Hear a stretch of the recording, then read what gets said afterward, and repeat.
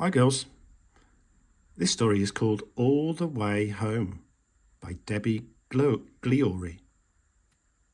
It's got a little penguin in that.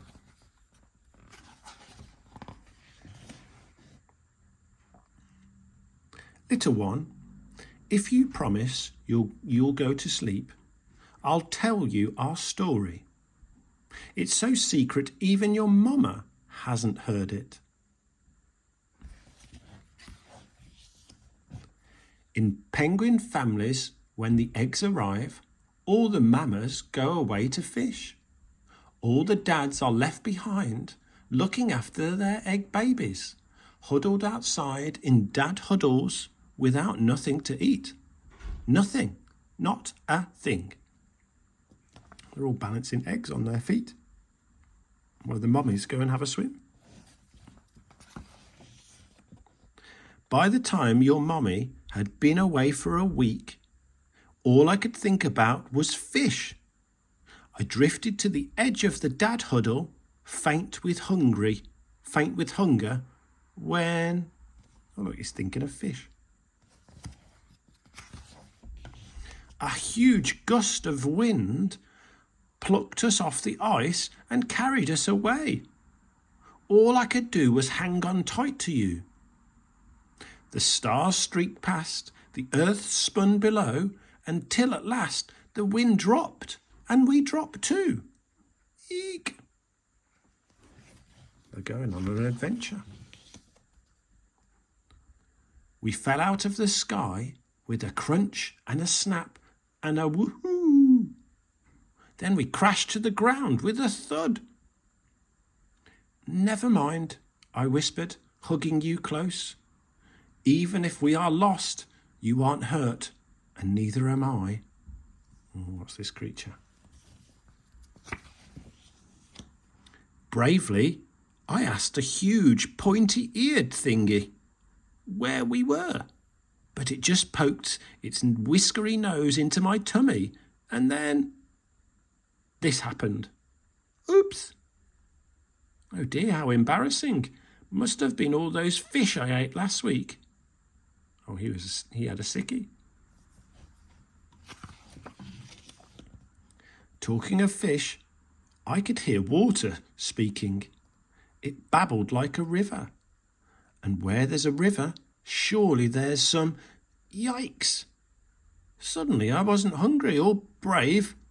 Did these pale, pointy whales eat penguins?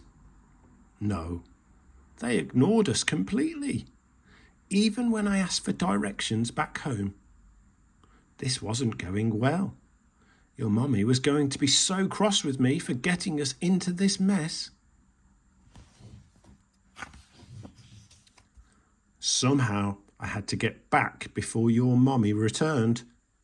I thought perhaps the big green thing could help us, but it didn't say much, and it wasn't helpful at all. Why was everything so unfriendly? Where were we? How would we ever get all the way home?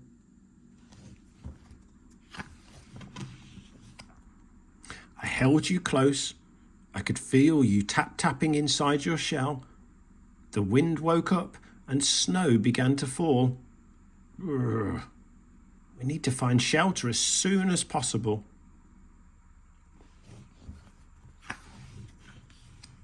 Step after step, we had to keep moving. I tried to be brave, but it was so hard to keep going. Just in time, I stumbled into a hairy sheltering thing. It tucked us between its wavy ears and carried us across the Taija tundra, bogs and ice. She's met a reindeer, hasn't she? Until at last, as the light returned to the skies, we arrived at the most northerly place in the world, where breakfast was ready and waiting. Who's that cooking breakfast? Oh my goodness! There were herrings and haddocks, there were sardines and salmon, there were mackerel and mullet, crabs, dabs and sturgeon, And just when I was so full I felt I might pop, you went pop. Oh my, you were so lovely, so like your mummy, and hugging you and thinking about your mummy and the dad huddle made me so homesick that I didn't feel brave at all.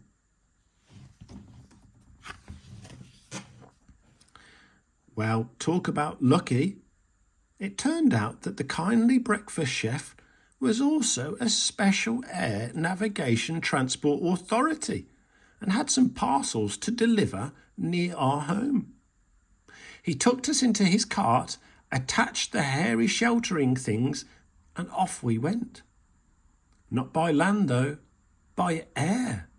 We flew all the way home back to your mummy. We arrived just in time. All the mummies were heading home from their fishing trip. Quick, back to the dad huddle. She met Santa Claus. Mummy spotted us immediately. What a beautiful baby, she said. I've been away for ages. Your poor daddy must be so hungry and bored by now. Oh no, you said. We've been far away too.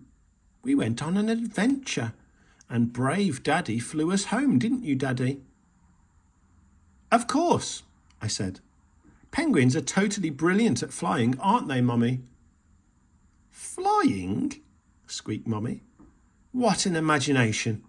I think you're going to be a brilliant storyteller, just like your daddy. So shh, little one. That's our secret. The true story of our adventure at the North Pole and how we flew there and all the way home. The end.